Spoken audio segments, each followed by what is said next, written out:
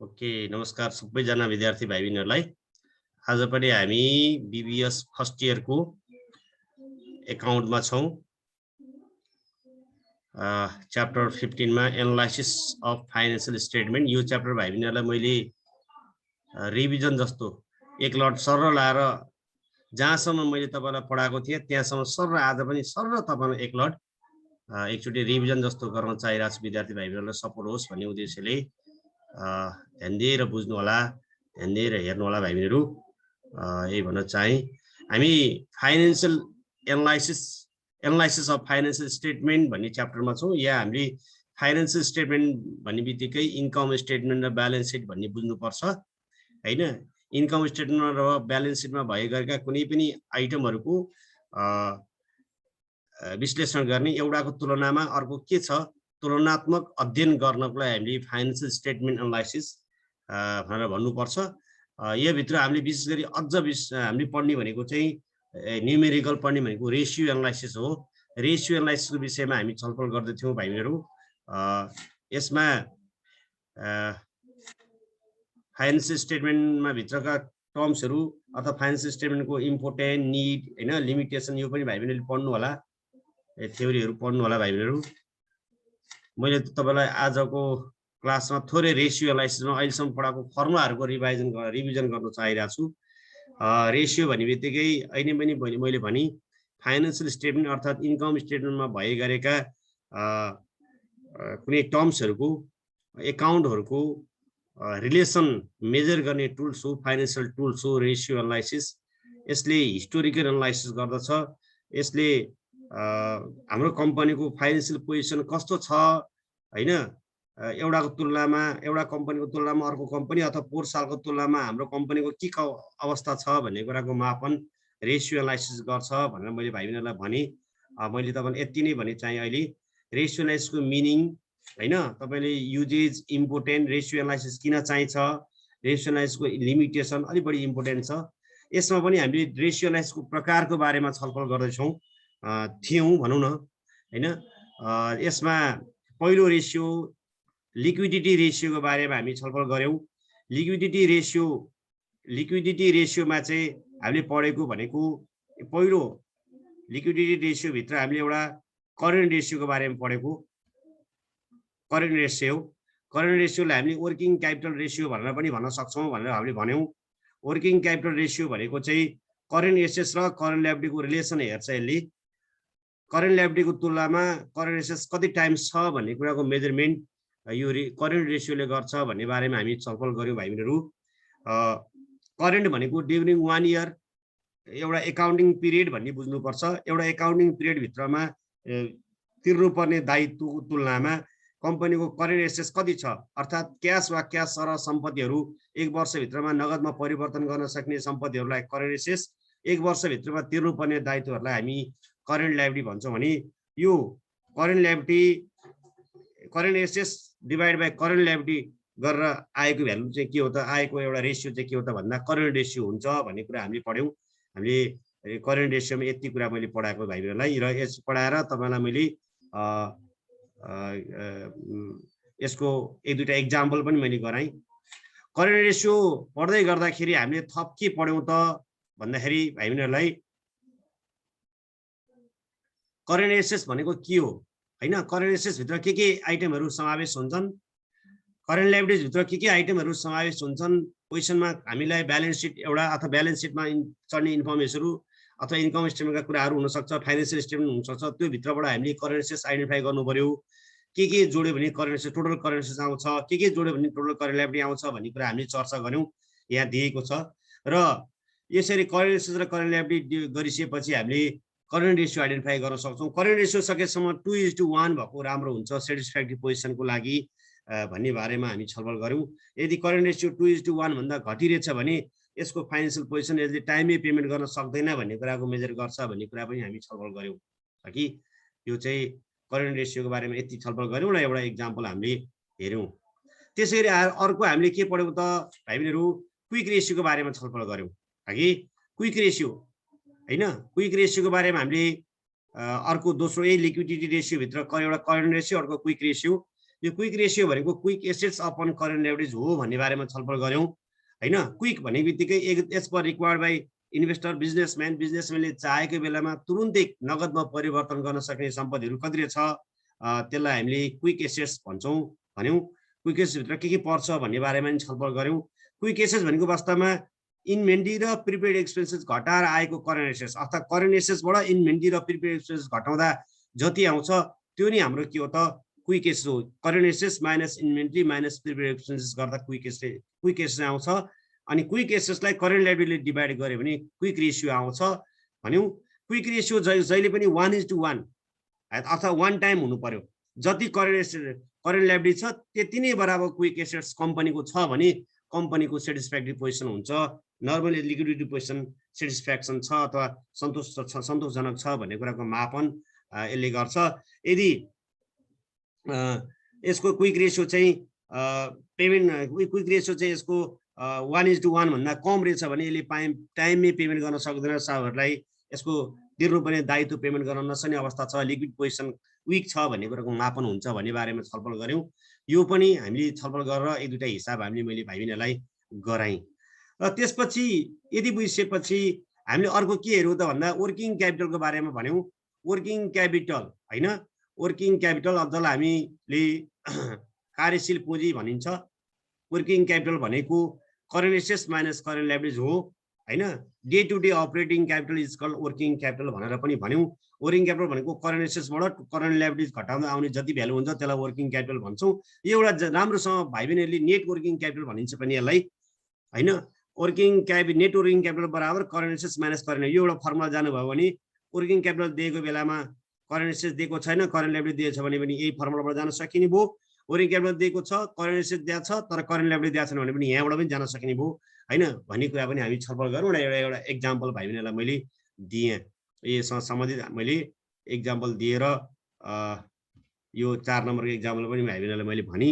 यतिसँग सम्बन्धित यो चाहिँ लिक्विडिटी रेसियो। लिक्विडिटी रेसियोको लागि हामीले एक्जाम्पल 1 2 3 4 हैन।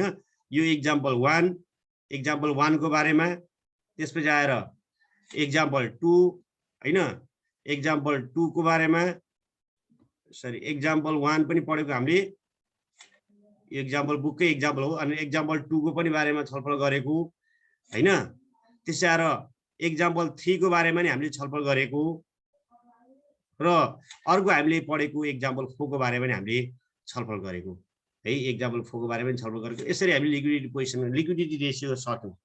र दोस्रो हामीले के पढ्यौँ त भाइबेनहरु भन्दाखेरि क्यापिटल स्ट्रक्चर रेसियो। यसलाई हामी डेट म्यानेजमेन्ट रेसियो भनेर पनि भन्न सक्छौँ अथवा लिभरेज रेसियो अथवा सोल्भेन्सी रेसियो भनेर पनि हामीले भन्न सक्छौँ भनेर हामीले चर्चा गऱ्यौँ। यो पनि पढिसकेको कुरा हो हैन। डेट म्यानेजमेन्ट रेसियो भन्नु अथवा लिभरेज रेसियो भन्नु, सोल्भेन्सी रेसियो भन्नु अथवा यसलाई हामीले लिभरेज सोल्भेन्सी क्यापिटल स्ट्रक्चर रेसियो भनिन्छ भनेर हामी छलफल गऱ्यौँ। यो भित्र पनि हामीले केही रेसियोहरूको बारेमा छलफल गऱ्यौँ। पहिलो छ डेट टु इक्विटी रेसियोको बारेमा छलफल गऱ्यौँ। यो डेट म्यानेजमेन्ट रेसियोको बारेमा छलफल गर्दै गर्दा मैले भाइबिनहरुलाई फर्मुला पनि जान्न सकिन्छ, फर्मुला राख्ने तरिका पनि सिकाएको छु। के भनेको छु भने जस्तै तपाईले एकदमै बुझ्नुपर्ने कुरा, यदि हामीलाई बीचमा यदि हामीलाई टु र अन आयो हैन, यदि हामीलाई बीचमा टु हैन टु अर अन हैन, अन टु र अन बीचमा छ भने टु र अन भन्दा अगाडिको माथि राख्ने, टु र अन भन्दा पछाडिको तल राख्ने भनेर पनि मैले भाइबिनहरुलाई भनेको छु हैन। यो पनि भाइबिनहरुले गर्नुभयो होला भन्ने अनुमान गरेको छु। डेट म्यानेजमेन्ट रेसियो भित्र डेट इक्विटी रेसियो पढ्दै जाँदाखेरि हामीले पहिलो हामीले के पढ्यौं त भाइबिनहरु भन्दाखेरि डेट टु इक्विटी रेसियो पढ्यौं। हेर्नुस् त, डेट भनेको सकेसम्म डेट भनेको लङ टर्म डेट बुझ्नुपर्छ। क्यापिटल भन्ने बित्तिकै दीर्घकालीन पुँजी भन्ने बुझ्नुपर्छ हैन। डेट टु इक्विटी, इक्विटीको तुलनामा कम्पनीले विभिन्न पुँजीका दुई किसिमको, विशेष गरी उसले दुई प्रकारका पुँजीका स्रोत हुन्छ। एउटा ऋण पुँजी हुन्छ भने एउटा शेयर पुँजी हुन्छ। यसको टोटल पुँजी जसलाई हामी टोटल क्यापिटल भन्छौँ। शेयर पुँजीको तुलनामा ऋण पुँजी कति प्रतिशत छ अथवा कति टाइम्स छ भन्ने कुराको मापन डेट टु इक्विटी रेसियोले गर्छ भन्ने बारेमा पनि हामीले छलफल गऱ्यौँ। र हामीले के भन्यौँ त भाइबिनहरु भन्दाखेरि डेट भन्ने बित्तिकै सकेसम्म लङ टर्म डेट हुनुपर्छ है। डेट भन्ने बित्तिकै सकेसम्म लङ टर्म डेट हुनुपर्छ भन्ने बारेमा छलफल गऱ्यौँ। त्यही भएर अगाडि डेप टु इक्विटी रेसियो गर्दाखेरि अगाडि डेप छ त्यो भने लङ टर्म डेप हो, पछाडि इक्विटी छ, इक्विटी भनेको सेयर होल्डर इक्विटी अर्थात् सेयर होल्डर फन्ड भनेर भनिन्छ, सेयर होल्डर फन्ड। त्यस कारण अगाडिको माथि पछाडिको तल डेप टु इक्विटी रेसियो भनेको लङ टर्म डेप अपन सेयर होल्डर फन्ड भनिन्छ। इन्टु 100 गरे पनि हुन्छ, इन्टु 100ले गर्नुभयो भने लास्टमा आन्सर पर्सेन्टमा आउँछ भन्ने बारेमा पनि हामी छलफल गरौँ। तर यदि क्वेसनमा लङ टर्म डेप क्लियर छैन भने, लङ टर्म डेपका आइटमहरू क्लियर छैन भने हामीले वी क्यान युज टोटल डेप अल्सो। लङ टर्म डेपको ठाउँमा टोटल डेप राखेर पनि हामीले डेप टु इक्विटी रेसियो निकाल्न सक्छौँ। डेप टु इक्विटी यो बिचमा 2 नआए पनि हामी 2 नै हो भन्ने बुझ्नु होला। डेप टु इक्विटी अर्थात् डेप इक्विटी रेसियो भनेको यसलाई डिई रेसियो पनि भन्न सकिन्छ हैन। डिई रेसियो निकाल्ने तरिका अगाडिको माथि पछाडिको तल, डेप भनेको लङ टर्म डेप, इक्विटी भनेको सेयर होल्डर फन्ड। हेर्नुहोस् त फर्मुला राख्ने तरिका आफै आयो नि त, घोक्नु पर्दैन फर्मुला भाइ बहिनीहरू। यति भाइ बहिनीलाई मैले भने। यदि भन्दै गरिसकेपछि अर्को मैले भाइ बहिनीलाई के भनेको त भन्दाखेरि अब यो लङ टर्म डेप भित्र के पर्छ त हैन, यो लङ टर्म डेप भित्र के पर्छ त, लङ टर्म डेप कसरी आउँछ भन्ने बारेमा पनि हामीले छलफल गऱ्यौँ। हामीले छलफल गरेका विषयको बारेमा थोरै मैले रेकर्ड गर्दैछु भाइ बहिनीहरूलाई हैन। लङ टर्म डेप भित्र के पर्छ भन्ने बारेमा हामी यो छलफल गऱ्यौँ भाइ बहिनीहरू है। लङ टर्म डेप भनेको यो तपाईँलाई ब्यालेन्स सिटको इन्फर्मेसनहरू यो यी कुराहरू पर्छ लङ टर्म डेपमा। यो हामीले पढिसकेका भएर मैले यसबारे मैले भनिनँ भाइ बहिनीले, मैले यो स्क्रिन मात्रै सो मात्रै गर्न चाहेँ है। र अर्को लङ टर्म डेप अर्को हुन्छ टोटल डेप।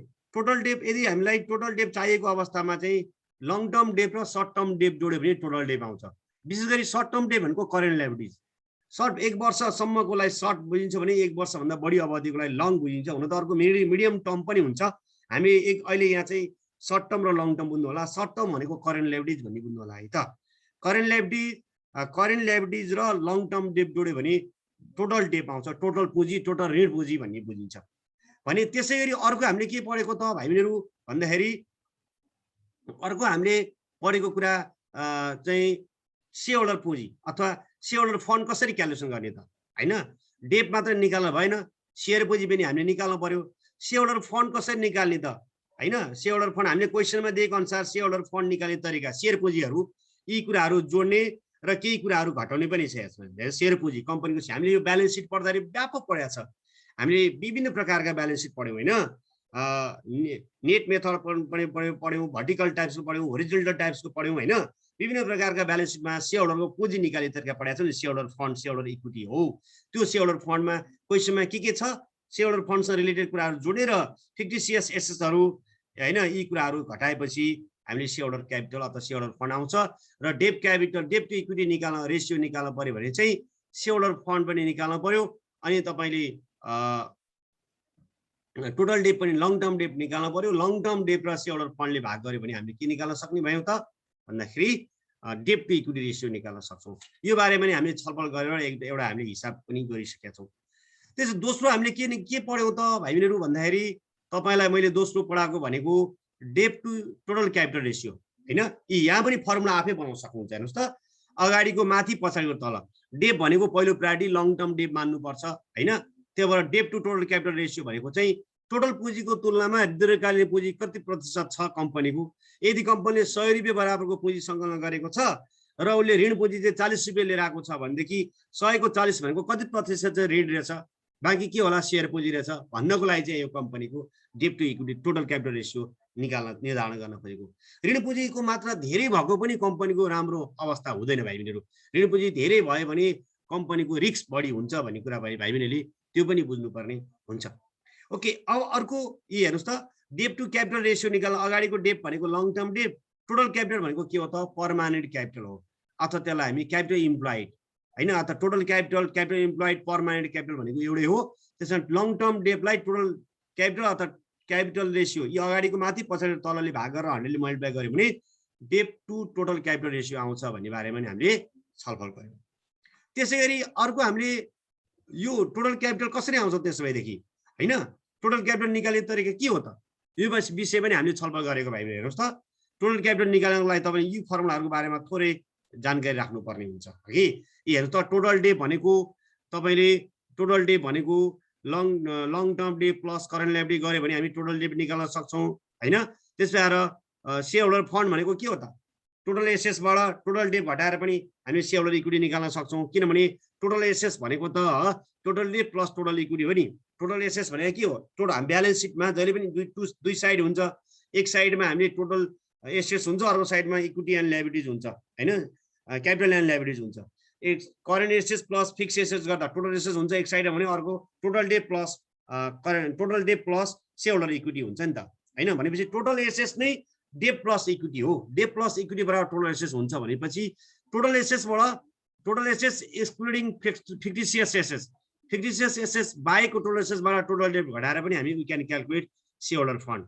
सेयर होल्डर फन्ड यसरी पनि हामी फर्मुला निकाल्न सकिन्छ। अहिले मैले माथि भएको छु त्यो तरिकाले निकाल्न, इन्डिभिजुअल जोडेर पनि निकाल्न सकिन्छ वा डाइरेक्ट एसेट्सबाट डेट घटाएर पनि हामी निकाल्न सक्छौँ भने टोटल सेयर होल्डर इक्विटी। त्यसैले capital employed shareholder equity हामीले capital employed plus minus long term debt पनि गर्न सक्छौँ भन्यौँ हैन। क्यापिटल इम्प्लोइड भनेको long term debt plus shareholder equity हो। क्यापिटल इम्प्लोइड भनेको पर्मानेन्ट क्यापिटल हो भाइ बहिनीहरू हैन। टोटल पुँजी हो। टोटल पुँजी भनेको दुईटा पुँजी, एउटा दीर्घकालीन पुँजी लङ टर्म डेट, अर्को सेयर पुँजी। सेयर होल्डर फन्ड र लङ टर्म डेट जोडेर पनि हामी के निकाल्न सक्छौँ? टोटल क्यापिटल निकाल्न सक्छौँ। त्यसकारण गर्दा हामीले डेट टु क्यापिटल निकाल्न पर्यो भने चाहिँ टोटल लङ टर्म डेटलाई सेयर टोटल क्यापिटलले डिभाइड गर्यो भने हामी के निकाल्न सक्ने रहेछौँ त? डेट टु क्यापिटल रेसियो भनेर निकाल्न सक्छौँ भन्ने बारेमा पनि हामीले छलफल गऱ्यौँ। भाइ बहिनीले यो पनि बुझिसक्नु भएको छ भन्ने मैले अनुमान गरेको छु। र यसको बारेमा हामीले यो गएर हामीले यसको बारेमा पनि हिसाब गऱ्यौँ 5 नम्बर एक्जाम्पलको है। त्यसरी आएर अर्को हामीले के पढ्यौँ त? अब यसमा हामीले थप अर्को के पढ्यौँ त भन्दाखेरि इन्ट्रेस्ट कभरेज रेसियो। हेर्नुहोस् त कति रमाइलो थियो यो इन्ट्रेस्ट कभरेज रेसियो। यसलाई हामीले के भन्न सक्छौँ? Time interest earn. यसलाई हामी के भन्न सक्छौँ त? इन्ट्रेस्ट कभरेज रेसियोलाई time interest earn ratio, tie, TIE tie भन्छौँ है। इन्ट्रेस्ट कभरेज रेसियो भनेको TIE टाई हो। यो भनेको टाइम इन्ट्रेस्ट अर्न है। TIMED time interest earn, time interest earn है। TIE टाई रेसियो, टाई भन्छौँ। इन्ट्रेस्ट कभरेज रेसियो भनेको टाई रेसियो। कम्पनीले ऋण पुँजीको माध्यमबाट पुँजी सङ्कलन गरेपछि कम्पनीले ब्याज त तिर्नु पर्यो नि हैन। ब्याज तिर्ने गरी नै उसले ऋण खोजेको हो नि त। ऋण ल्याइसकेपछि ब्याज तिर्नु पर्यो। त्यो ब्याज तिर्न सकेन भने त कम्पनीको गुडविल राम्रो हुँदैन। त्यसै हुनाले उसले कमाएकोबाट तिर्नु पर्ने हुनसक्छ। त्यस कारण गर्दा उसले कमाएको भनेको EBIT पहिला सेल्स हुन्छ, त्यसपछि ग्रस प्रफिट घट्छ, सेल्सबाट कस्ट अफ गुड्स सोल्ड घट्छ, त्यसबाट ग्रस प्रफिट आउँछ, ग्रस प्रफिटबाट फिक्स्ड अपरेटिङ कस्टहरू घटाएपछि के आउँछ? अपरेटिङ इन्कम, जसलाई हामी के भन्छौँ? Earning before interest and tax हो। अर्निङ बिफोर इन्ट्रेस्ट एन्ड ट्याक्सबाट पनि के तिर्ने हो त? इन्ट्रेस्ट एक्सपेन्सेस तिर्ने हो नि त। त्यही भएर टाइम इन्ट्रेस्ट अर्न अथवा इन्ट्रेस्ट कभरेज रेसियो भनेको टाई रेसियो। यसको फर्मुला के त? EBIT बाई इन्ट्रेस्ट, अर्थात् TIE tie EBIT by I। Formula यही भइहाल्यो। TIE tie EBIT by I। Formula तपाईँले 2-4 चोटि तपाईँले घोक्नु भयो भने कति सजिलो छ हेर्नुहोस् त। त्यो TIE टाई हो, TIE tie EBIT by I भनेको छु मैले। यसरी भयो भने टाइम इन्ट्रेस्ट अर्न पनि निकाल्न सक्नुहुन्छ है त।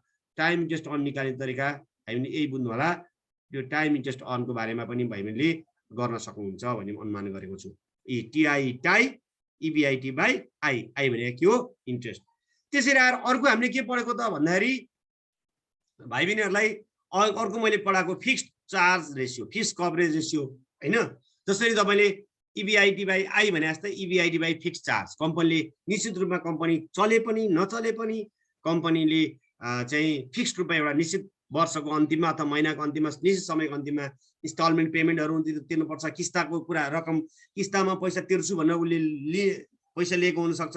लिजको रकम तिर्नेको हुनुपर्छ, इन्ट्रेस्ट, लिज पेमेन्ट हैन, इन्स्टलमेन्ट पेमेन्ट।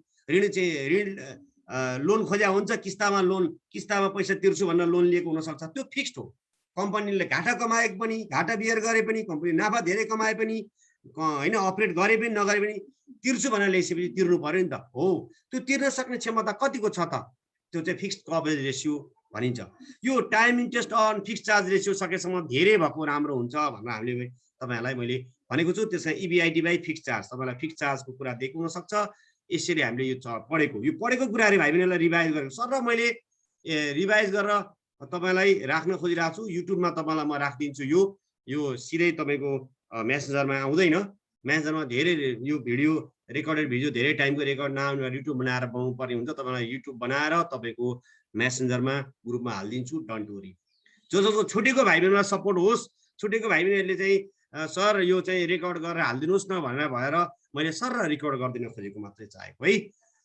अब हामी अर्को हामीले के पढेको त भाइ बहिनीहरू भन्दाखेरि एक्जाम्पल 6 पनि गरेको, त्यो अहिलेसम्म पढेको यो टाई रेसियो र फिक्स्ड चार्जसँग रिलेटेड कुराहरू यो एक्जाम्पल 6 सँग रिलेटेड छ। भाइ बहिनीले यहाँबाट कभर गर्नुहुनेछ भन्ने मैले अनुमान गरेको छु। त्यति पढिसकेपछि अर्को हिजो मैले चाहिँ भाइ बहिनीले के पढाएँ त भन्दाखेरि टर्नओभर रेसियोलाई अलिक बढी फोकस गरेँ है। हिजोसँग यो अस्तिसँग सम्बन्धित कुराहरू हो नि। यो 3 नम्बरको रेसियो अर्को हामी के पढेको त भन्दा टर्नओभर रेसियो अघि। टर्नओभर रेसियो अर्थात् यसलाई हामी एक्टिभिटी रेसियो, यसलाई हामी assets management ratio, efficiency ratio, assets management ratio, turnover ratio भनिन्छ। यसलाई पर्फर्मेन्स रेसियो भनिन्छ। कम्पनीसँग भएको आफ्नो सम्पत्तिहरू कति प्रभावकारी रूपमा पर्फर्मेन्स अथवा कार्य सम्पादन भइरहेको छ, कति प्रभावकारी रूपमा युटिलाइज भयो, एसेट्स युटिलाइजेसन रेसियो पनि भन्छ यसलाई। प्रभावकारी रूपमा कति यसको एसेट्सहरू युज भइरहेको छ भन्ने कुराको मेजरमेन्ट चाहिँ यसले के गर्छ, टर्नओभर रेसियो अथवा एसेट्स म्यानेजमेन्ट रेसियोले गर्छ भनेर भन्यौँ। यो भित्र हामीले हिजो पढेको के हो त भन्दा इन्भेन्ट्री टर्नओभर रेसियो, यसलाई हामी स्टक टर्नओभर रेसियो अथवा यसलाई हामी इन्भेन्ट्री टर्नओभर रेसियो भनेर भन्छौँ। इन्भेन्ट्री टर्नओभर रेसियोमा मैले तपाईँलाई हिजो के भनेँ त भन्दा प्रायोरिटी अनुसार फर्स्ट प्रायोरिटी कुन फर्ममा लगाउने होइन। पहिला यो भनेको के हो त भन्दाखेरि यो यसलाई स्टक भेलोसिटी पनि भन्छ है। Inventory turnover ratio also called stock velocity is the relationship between cost of goods sold and average inventory. कम्पनीको वेयर हाउसमा, कम्पनीको गोदाममा भएको इन्भेन्ट्रीले कति गुणा कारोबार गर्न सक्छ होइन भन्ने कुराको मेजरमेन्ट इन्भेन्ट्री टर्नओभर रेसियोले गर्छ। कारोबार भनेको सेल्ससँग रिलेटेड छ होइन। यो टर्नओभर भन्ने शब्द आउने बित्तिकै जति धेरै टर्नओभर आयो त्यति राम्रो हुन्छ भन्ने कुराको मेजरमेन्ट गर्नु, मापन गर्छ यसले। जब टर्नओभर रेसियो जति धेरै आयो नि त्यति राम्रो हुन्छ, कम्पनीको अवस्था फाइनेन्सियल पोजिसन त्यति राम्रो हुन्छ भन्ने कुराको भाइले बुझ्नुपर्छ। यो भित्र हामीले इन्भेन्ट्री टर्नओभर रेसियोको बारेमा छलफल गरेका थियौँ। इन्भेन्ट्री टर्नओभर रेसियो भने विभिन्न कुराहरू तपाईँले बुझ्नुपर्ने हुन्छ होइन। Inventory turnover ratio first priority, पहिलो प्रायोरिटी तपाईँलाई कस्ट अफ गुड्स सोल्ड। यदि क्वेसनमा कस्ट अफ गुड्स सोल्ड दिएको छ भने के गर्ने, यदि हामीलाई क्वेसनमा if cost of goods sold and average inventory is given in the question we can use cost of goods sold upon average inventory हो। अब मैले तपाईँलाई हिजो के भने टर्नओभर रेसियोमा एउटा तरिका सिकाएको छु। अहिले मैले डेट इक्विटी रेसियो भने जस्तै यहाँ पनि टर्नओभर रेसियोमा चाहिँ जेको टर्नओभर रेसियो भन्छ त्यसलाई तल राख्नुपर्छ। यो कुरा क्लियर हुनुभयो अरे भाइ, जेको टर्नओभर रेसियो भन्छ त्यसलाई जहिले पनि के गर्नु तल राख्नुपर्छ होइन। र इन्भेन्ट्री टर्नओभर रेसियोमा चाहिँ पहिलो priority cost of goods sold होइन भने सेल्स माथि हुन्छ है। अब इन्भेन्ट्री टर्नओभर रेसियो बाहेक अन्य टर्नओभर रेसियोमा जेको टर्नओभर भन्छ त्यति, त्यसको लागि माथि सेल्स, तल जेको टर्नओभर भन्छ त्यो शब्द राख्नु पर्यो, त्यो एकाउन्ट राख्नु पर्यो। इन्भेन्ट्री टर्नओभर रेसियोमा चाहिँ पहिलो priority cost of goods sold माथि हुन्छ, तल के गर्नुपर्छ एभरेज इन्भेन्ट्री हुन्छ। अब एभरेज इन्भेन्ट्री भनेको चाहिँ opening inventory plus closing inventory divide by 2 हुन्छ। अब यदि क्वेसनमा ओपनिङ छैन भने हामीले जान्ने भएर ओपनिङ नभएको ठाउँमा चाहिँ 0 मान्न मिल्दैन। ओपनिङ छैन भने हामीले क्लोजिङले नै भाग गर्नुपर्छ। पहिलो हामीले इन्भेन्ट्री टर्नओभर रेसियोमा चाहिँ के भन्यो त भन्दाखेरि average cost of goods sold upon average inventory भन्थ्यो भनेदेखि दोस्रो प्रायोरिटी सेकेन्ड प्रायोरिटीमा चाहिँ हामीले के गर्नुपर्छ, यदि कस्ट अफ गुड्स सोल्ड र एभरेज इन्भेन्ट्री निकाल्न अवस्था छैन, if cost of goods sold and average inventory is not given in the question we can use this formula sales upon closing inventory है त। क्लोजिङ इन्भेन्ट्री गर्नु होला भाइ बहिनीहरू। यो हेर्नुहोस् त स्टक भनेको इन्भेन्ट्री हो नि त, गोदाममा भएको माल सामान हो। मैले अहिले पनि भनेको के भनेको थिएँ भाइ बहिनीहरूलाई भने जेको टर्नओभर भन्यो त्यसलाई तल राख्ने, माथि के राख्ने सेल्स राख्ने। तर के बाहेक इन्भेन्ट्री टर्नओभर रेसियोमा चाहिँ पहिलो priority cost of goods sold माथि राख्ने, अन्य टर्नओभर रेसियोमा चाहिँ सेल्स माथि राख्ने, जेको टर्नओभर भन्छ त्यसलाई तल राख्ने। यो आइडिया होइन। अब भाइ बहिनीले कस्ट अफ गुड्स सोल्ड कसरी निकाल्न सकिन्छ भन्ने कुरा हामी अघिल्ला च्याप्टरमा नि कस्ट अफ गुड्स सोल्ड निकाल्ने कुराहरू पढ्यौँ। अथवा कस्ट अफ गुड्स सोल्ड भनेको net sales minus gross profit अर्थात् opening stock plus net purchase plus यो डाइरेक्ट एक्सपेन्सेसहरू हामीले ट्रेडिङ एकाउन्टको डेबिट साइडमा चल्ने एक्सपेन्सहरू जोड्ने, अनि लास्टमा क्लोजिङ स्टक घटायो अथवा क्लोजिङ इन्भेन्ट्री घटाएर पनि कस्ट अफ गुड्स सोल्ड निकाल्न सक्छौँ। अथवा नेट सेल्स भनेको delivery minus return, sales minus sales रिटर्नलाई नेट सेल्स भन्छ। नेट भन्ने शब्द जहिले पनि रिटर्न घटाएको हुन्छ, केही न केही घटाएर आएको भ्यालु नै नेट हुने हो नि त होइन। त्यस भएको हुनाले net sales minus gross profit गरेर पनि कस्ट अफ गुड्स निकाल्ने सिचुएसन अनुसार ट्याकल गर्नुपर्छ। तर सेल्स दुईटा हुन्छ भाइहरु हैन, एउटा नेट सेल्स भनेको total sales minus sales return, sales दुईटा हुन्छ, cash sales plus credit sales हैन। टोटल सेल्स भनेको दुईटा हुन्छ, cash sales plus credit sales हुन्छ। दुईटै सेल्स तपाईले यसलाई सेल्स भनेर मान्नु पर्यो।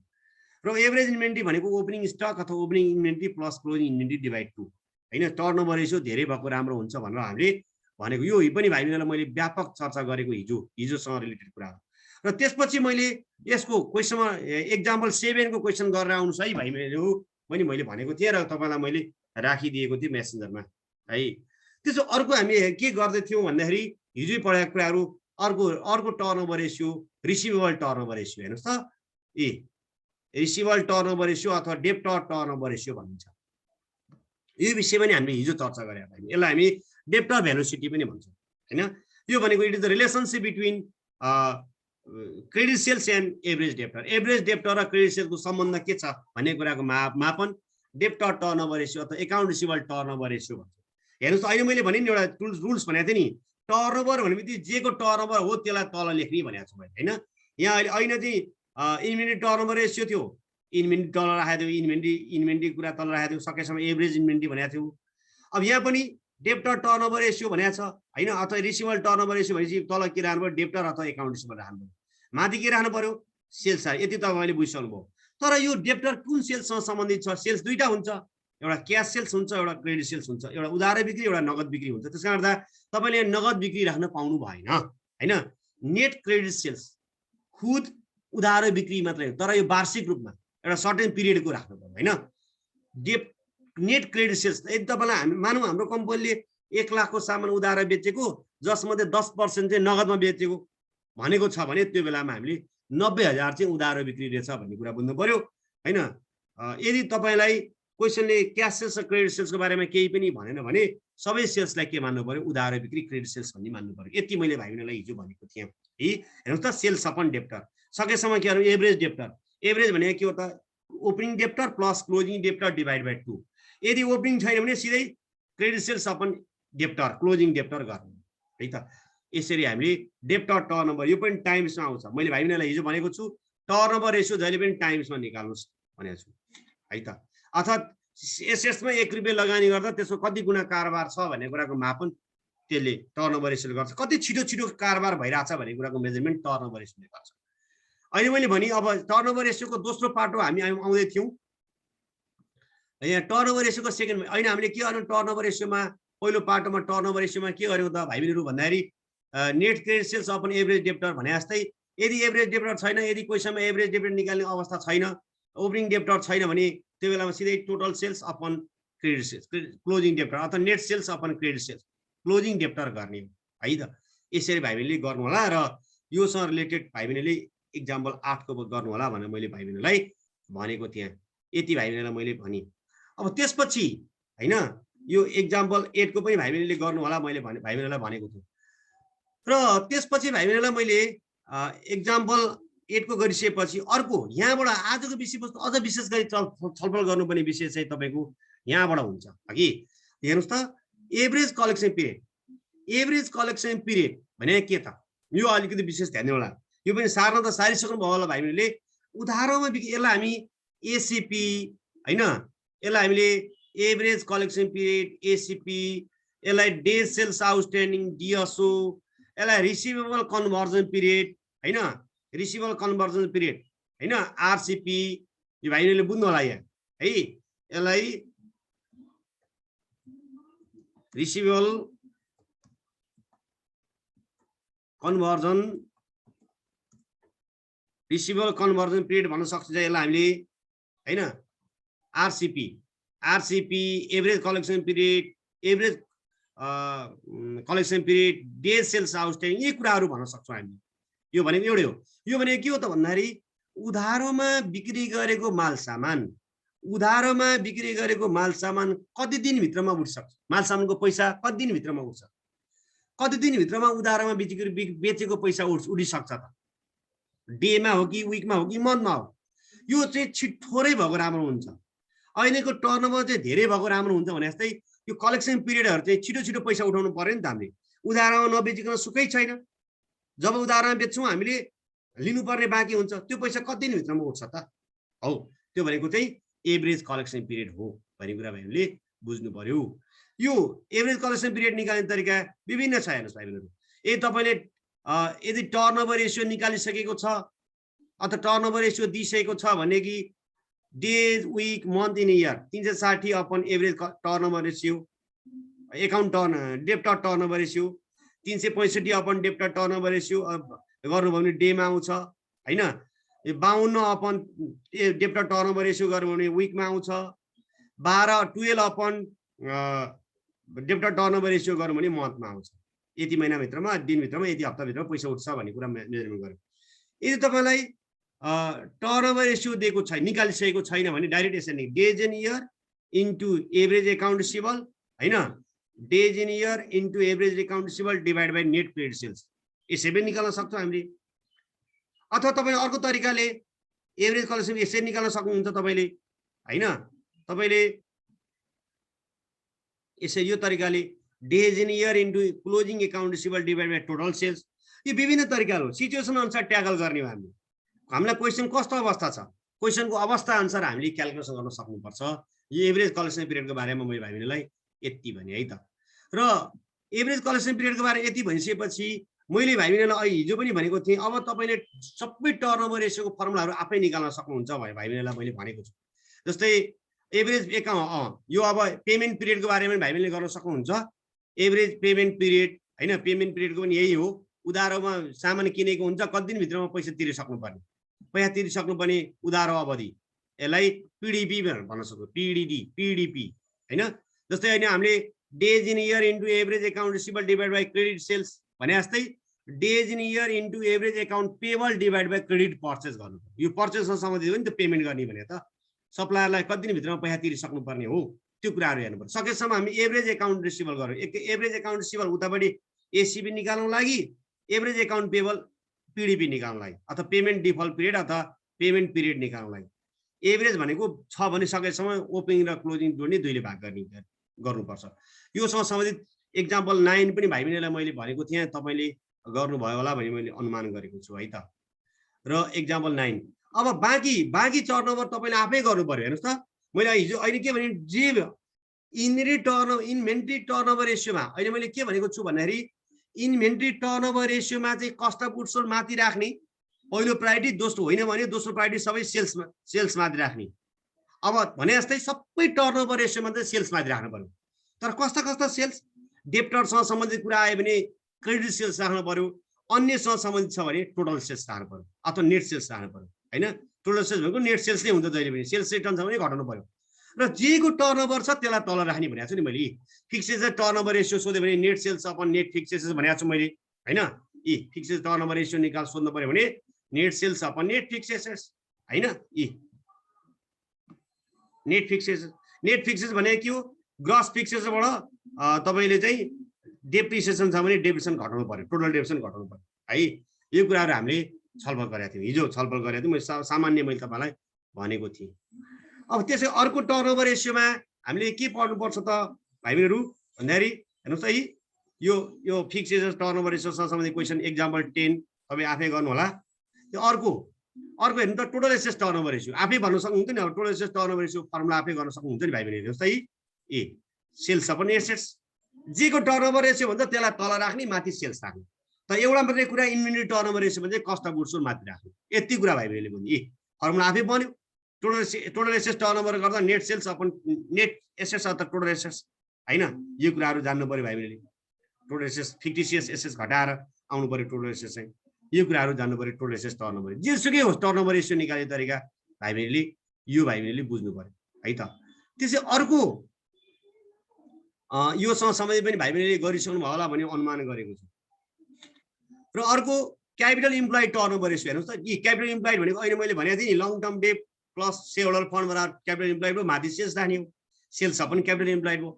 जेसुकैको टर्नओभर रेसियो भन्नुहोस्। हेर्नुहोस् है भाइबहिनीहरू, अब जेसुकै टर्नओभर रेसियो अर्को हुन्छ capital employed turnover ratio, net sales upon capital employed अथवा पर्मानेन्ट क्यापिटल भनेको के हो त भन्दाखेरि हेर्नुहोस् है, सेयर होल्डर फन्डमा लङ टर्म डेट जोड्नु पर्यो। यसरी गर्ने हो भन्ने कुरा भाइबहिनीले बुझ्नु पर्यो है त। यो पनि भाइबहिनीले गर्नुहुन्छ भन्ने मैले अनुमान गरेको छु, गरिसक्नु पनि भयो होला भाइबहिनीले। र त्यसरी अर्को एक्जाम्पल 13 सम्म भाइ बहिनीले गर्नु होला भनेर मैले भनेको छु।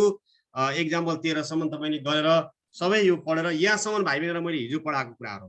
अब हामीसँग टाइम 2 मिनेट बाँकी छ भाइ बहिनीहरू, यो सकेपछि हामी अब किताब हिजोको क्वेसन कसले गर्नु भएको छ त्यो कुराहरू म नेक्स्ट भिडियोमा तपाईँलाई म फेरि गर्छु।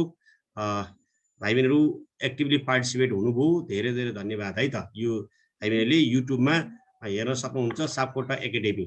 सापकोटा एकाडेमी युट्युबमा सर्च गर्नुहोस् सापकोटा एकाडेमी, त्यसमा सब्सक्राइब लाइक कमेन्ट पनि गर्नुहोस् है तपाईँले सबैले। अनि तपाईँलाई चाहेको एजुकेसन भिडियोहरू टक्क लाएर नोटिफिकेसन बज्छ होइन, तपाईँले आफूसँग रिलेटेड भिडियोहरू हेर्न सक्नुहुन्छ तपाईँले। यो म तपाईँलाई युट्युबमा हालिदिन्छु। भाइ बहिनीलाई थ्याङ्क यू सो मच है त। यो आजलाई अहिले एकछिन बजी फेरि जोइन गर्नु होला है भाइ बहिनीहरू, फेरि तपाईँले अब रिजोइन गर्नु होला। हामीसँग 1 मिनट 15 मिनट कति 1 minute 51 minute 1 minute 51 second 50 second जति बाँकी 47 सेकेन्ड बाँकी छ। धेरै टाइम छैन हामीसित है। हामी सबैजनाले फेरि रिजोइन गर्नु होला र हामी प्रोफिटेबिलिटी रेसियोसँग सम्बन्धित कुराहरू हेर्छौँ। र त्योभन्दा अगाडि थोरै हिजोको क्वेसन कसले गर्नुभयो कसले गर्नु भएको छैन यो कुराहरू हामी हेर्छौँ है त। हामीले हिजो तपाईँलाई मैले होमवर्क दिएको थिएँ है। Okay, thank you very much.